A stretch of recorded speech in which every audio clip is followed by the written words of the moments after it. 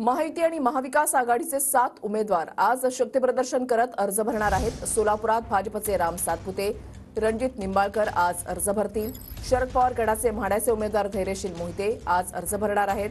कोल्हापूरमध्ये महाविकास आघाडीचे उमेदवार शाहू महाराज, सत्यजित पाटील हे अर्ज भरणार आहेत। रत्नागिरीमधून विनायक राऊत, धाराशिवमधून ओमराजे निंबाळकर आज अर्ज भरणार आहेत।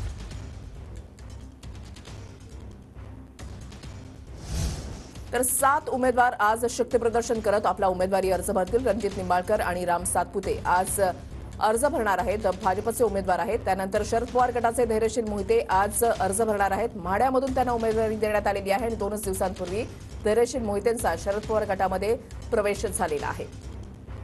7 उमेदवार आज शक्तीप्रदर्शन करत उमेदवारी अर्ज भरणार आहेत।